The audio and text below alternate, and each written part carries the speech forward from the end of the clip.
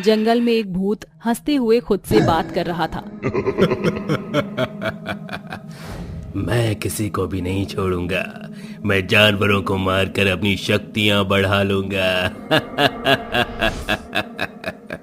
वह भूत खुद से बात कर ही रहा था कि तभी उसके सामने एक शेर दहाड़ता हुआ आता है। उस शेर को देख हंसते हुए वो भूत बोलता है, ये शेर तो खुद ही मेरे सामने आ गया। मुझे अब मेरा शिकार ढूंढने की जरूरत नहीं है। इतना कहकर वह भूत अपनी एक उंगली से भूतिया जादू करता है और शेर के ऊपर हमला कर देता है, जिसके बाद शेर बेहोश होकर नीचे गिर जाता है। भूत उसे घसीटते हुए एक गुफा में ले जाता है, जिसके बाद वह भूत अपने काल देवता की मूर्ति के आगे उस शेर की गर्दन काट देता है और उसके मांस के छोटे छोटे टुकड़े कर देता है। और वो भूत एक मामूली इंसान बन के गाँव में चले जाता है और अगली सुबह वह गाँव में एक मामूली सा कसाई बनकर उस शेर का मांस बेचने लगता है। मांस ले लो, ताजा ताजा मांस ले लो। अरे ये तो कोई नया कसाई लग रहा है।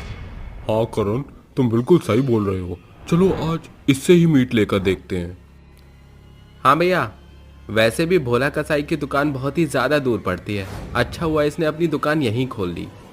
इतना कहकर करण और राघव दोनों ही उस भूतिया कसाई के पास जाते हैं और उससे बोलते हैं, अरे भैया, ये मीट कैसे दे रहे हो? भैया 140 रुपए किलो है। करण और राघव दोनों ही अपने घर के लिए मीट पैक करवा लेते हैं और अपने घर में जाकर अपनी पत्नियों को वो मीट बनाने के लिए कहते हैं। जब उनकी पत्नी वो मीट बनाकर उनके सामने परोसती हैं, तब वो खाते हुए बोलते हैं, ओहो, कितना टेस्टी मीट है। आखिर ये कसाई इतना टेस्टी मीट कहाँ से लेकर आ रहा है? वो लोग मीट खा लेते हैं और इस तरह उस कसाई का मीट बहुत ही बिकने लगा। ऐसे ही एक बार की बात है, मोहन नाम का लड़का कसाई के पास जाता है और उससे बोलता है, अरे भैया, तुम इतना टेस्टी मीट कहाँ से लाते हो? तुम्हारे चर्चे तो पूरे गांव में फैल रहे हैं। कसाई उसकी बातों का जवाब नहीं देता और खाली हंसता रहता है। ये देखकर मोहन को थोड़ा अजीब लगता है, जिसके बाद वह खुद के मन में सोचते हुए बोलता है, आखिर ये मीट कहाँ से लाता है? क्यों ना मैं इसका पीछा करूं, जिसके बाद मैं भी वहीं से मीट लाया करूंगा और मैं भी खुद की एक दुकान खोल लूंगा।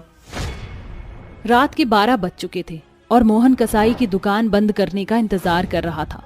थोड़ी देर बाद कसाई अपनी दुकान बंद करता है और जंगल की तरफ निकल जाता है। मोहन भी उसका पीछा करने लगता है। वो देखता है कि वो मामूली कसाई एक मामूली इंसान से एक भूत में बदल जाता है। ये देखकर मोहन डर जाता है और जैसे ही डर के भागने वाला था कि तभी कुत्ते के भौंकने की आवाज आने लगती है।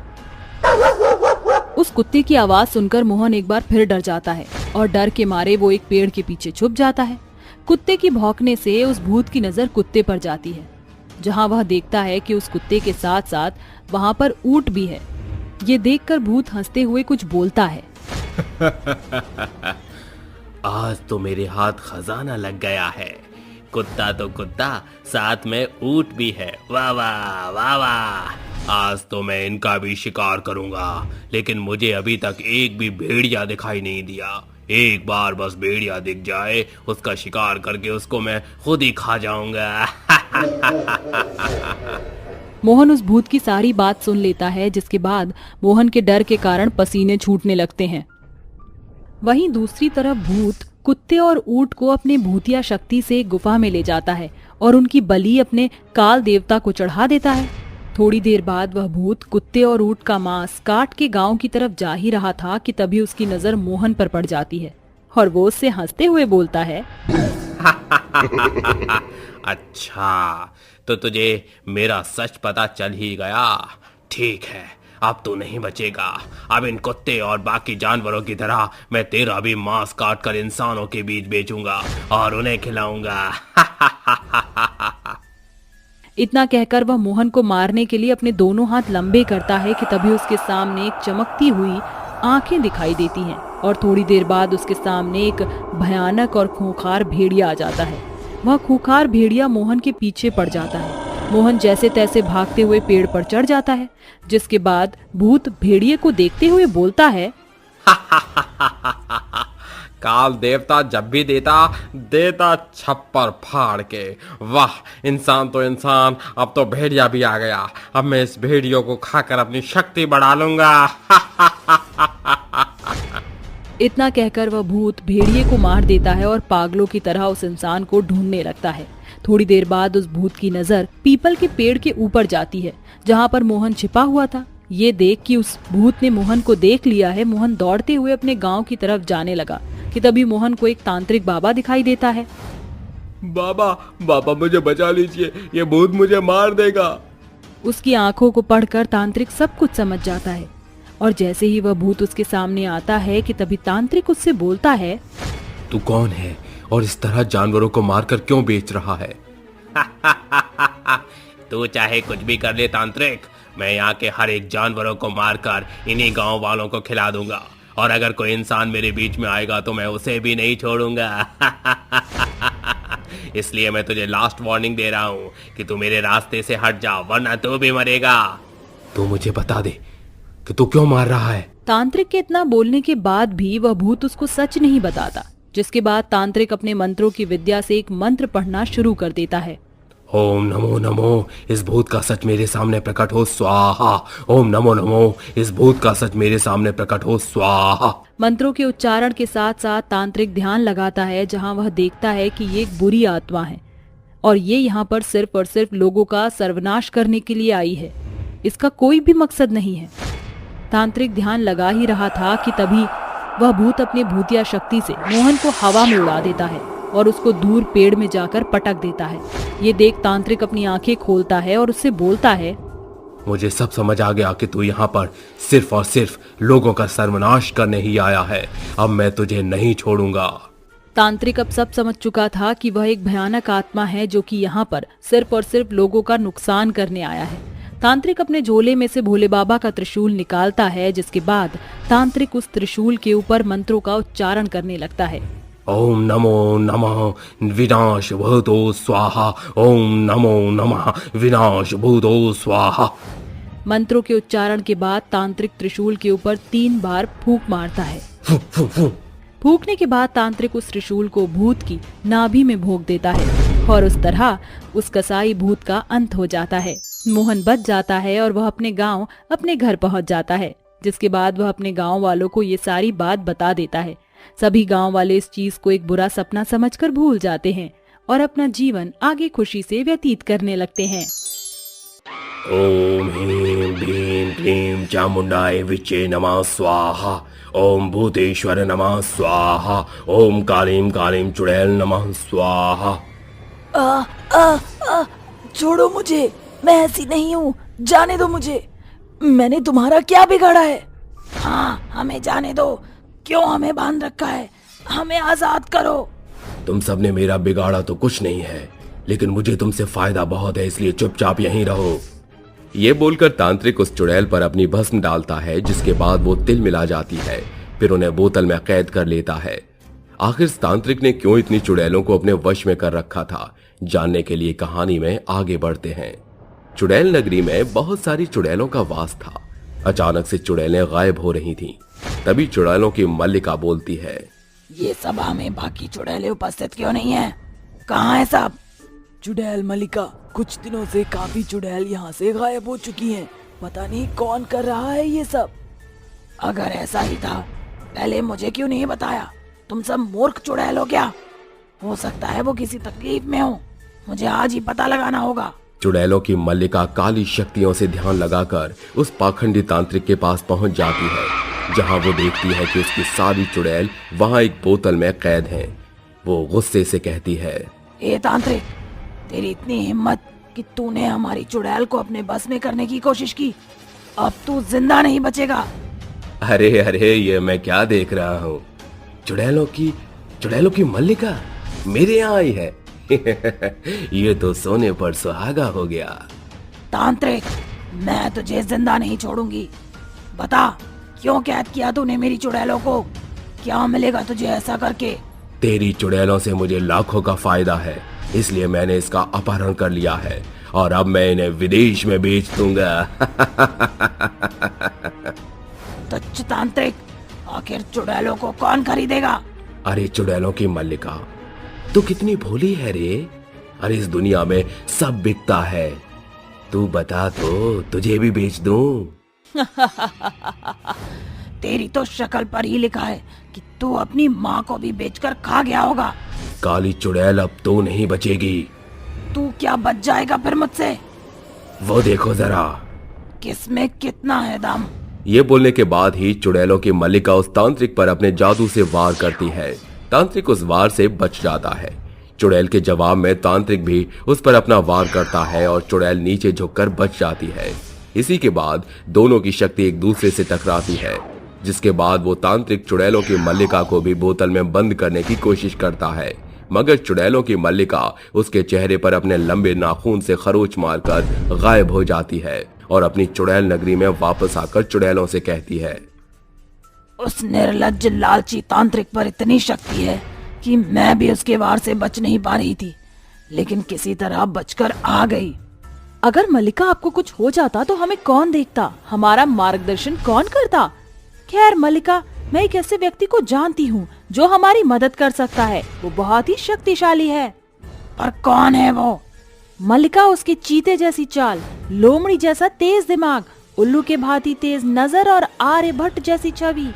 मल्लिका, वो तंत्र विद्याओं में बहुत माहिर है। वो किसी के साथ गलत होते हुए नहीं देख सकता। मुझे पूरा यकीन है कि विक्रम हमारी मदद जरूर करेगा।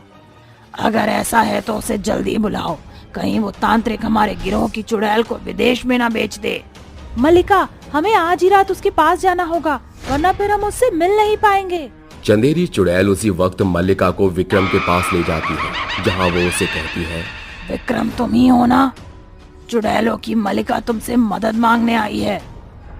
भला एक चुड़ैलों की मल्लिका को मुझे इंसान से क्या मदद मांगनी है? देखो, चंदेरी चुड़ैल ने मुझे तुम्हारे बारे में बताया। हम चुड़ैलें कभी किसी का गलत नहीं चाहती। हम अच्छी चुड़ैलें हैं जो अपनी अलग दुनिया में रहती हैं, लेकिन उस पापी लालची तांत्रिक ने हमारी कुछ चुड़ैलों का अपहरण कर लिया है। उसी के लिए मैं तुम्हारे पास आई हूँ। भला चुड़ैलों का कब से अपहरण होने लगा? वो तो इतनी खूबसूरत भी नहीं होती। देखो, बहुत काम होते हैं मुझसे, इस तरह की बेहुदा मजाक करने की जरूरत नहीं है।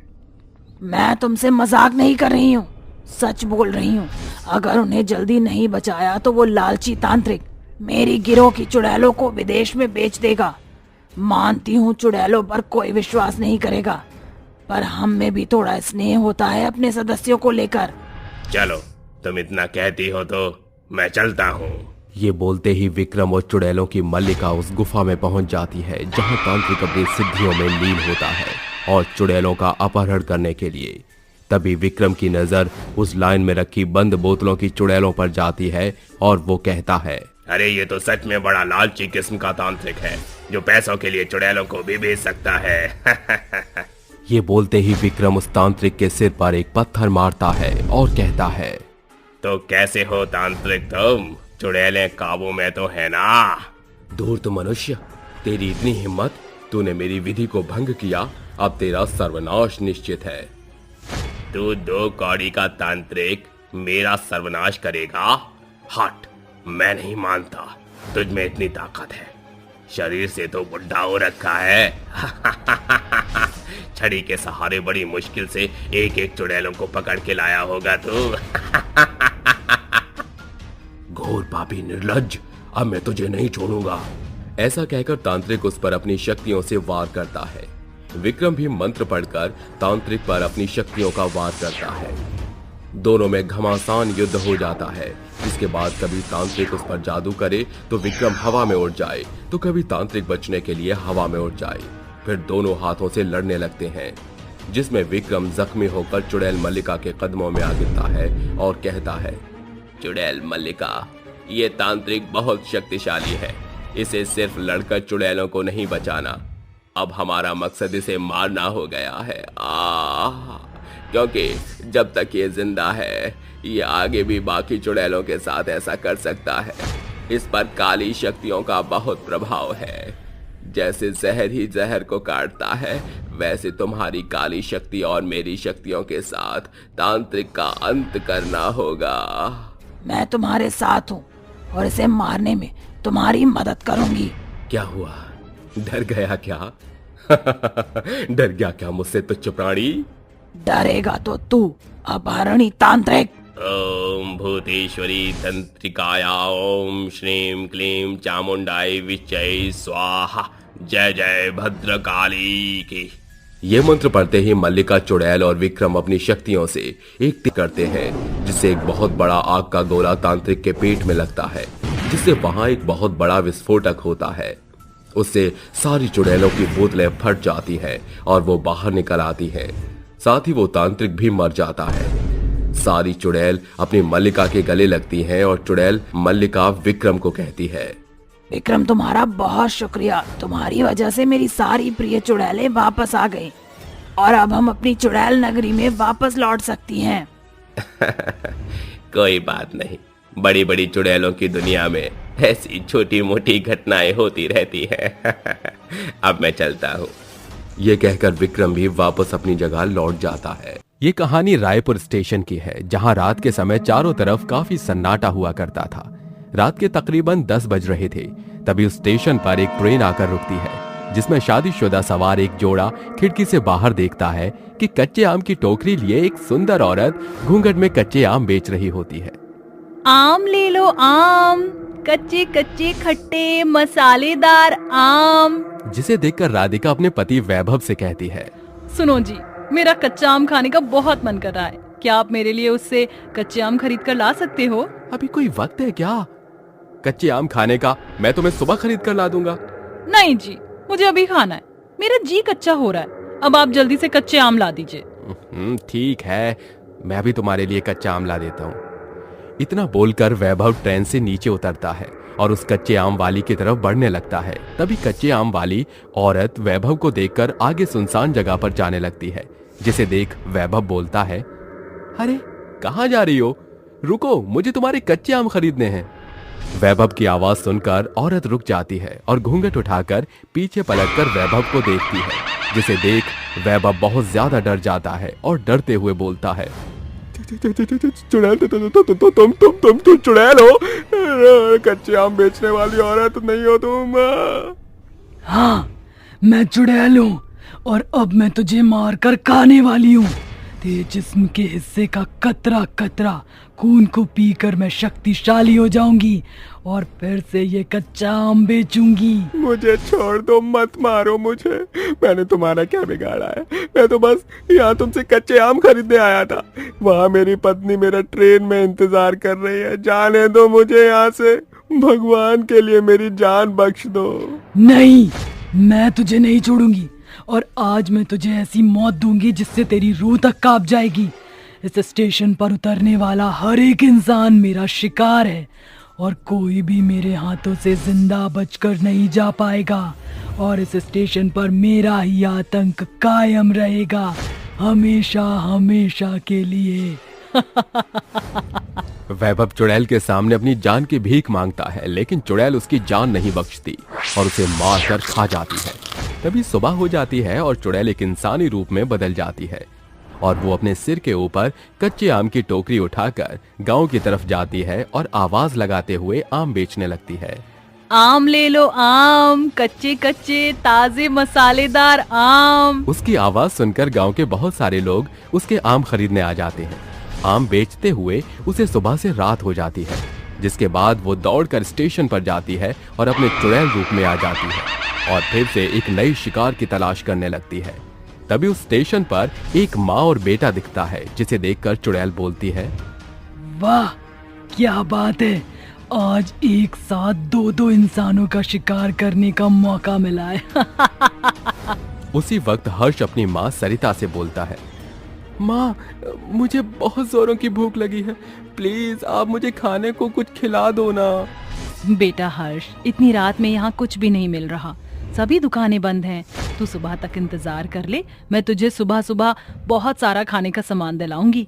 तभी हर्ष की नजर कच्चे आम बेचने वाली औरत पर पड़ती है, जिसे देखकर वो अपनी माँ से बोलता है, माँ मुझे यही कच्चे आम दिला दो।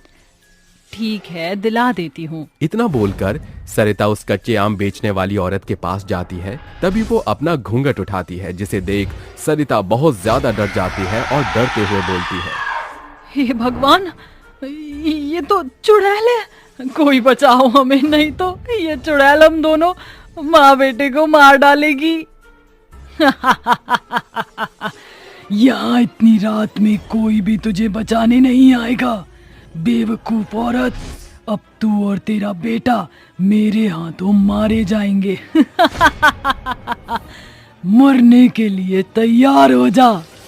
जिसके बाद चुड़ैल सरिता और उसके बेटे पर हमला कर देती है, लेकिन उस हमले से चुड़ैल को ही चोट लग जाती है और वो जमीन पर गिर जाती है। तभी चुड़ैल सरिता से पूछती है, आखिर मैं तुम्हें मार क्यों नहीं पा रही हूँ? तुम में ऐसी क्या शक्ति है जिससे मेरा वार मुझ पर ही भारी पड़ रहा है और उल्टा मुझे ही चोट लग रही है? क्योंकि हम माँ बेटे देवी माँ के दर्शन करके लौट रहे हैं और मेरे हाथों में ये देवी माँ की तिलस्मी मूर्ति है, जिसकी शक्ति की वजह से तुम हमें मार नहीं पा रही हो। लेकिन है चुड़ैल, आखिर तू हमें मारना क्यों चाहती है और तू चुड़ैल कैसे बनी? अगर तुम्हें जानना है तो मैं तुम्हें जरूर बताऊंगी। मेरा नाम गीता था और तुम्हारे बेटे की तरह ही मेरा एक छोटा बेटा राजू था। मैं इस स्टेशन पर कच्चे आम बेचने का काम किया करती थी और मेरा बेटा भी इस काम में मेरी मदद किया करता था। एक दिन की बात है, मेरा बेटा मुझसे बोलता है, माँ मुझे वो खिलौना लेना है, क्या आप मुझे दिला दोगी? हाँ, क्यों नहीं बेटा, एक तू ही तो मेरा सहारा है और फिर तेरे सपने पूरे नहीं करूंगी तो किसके करूंगी? इतना बोलकर गीता अपना बटुआ निकालती है और अपने बेटे को पैसे देने लगती है।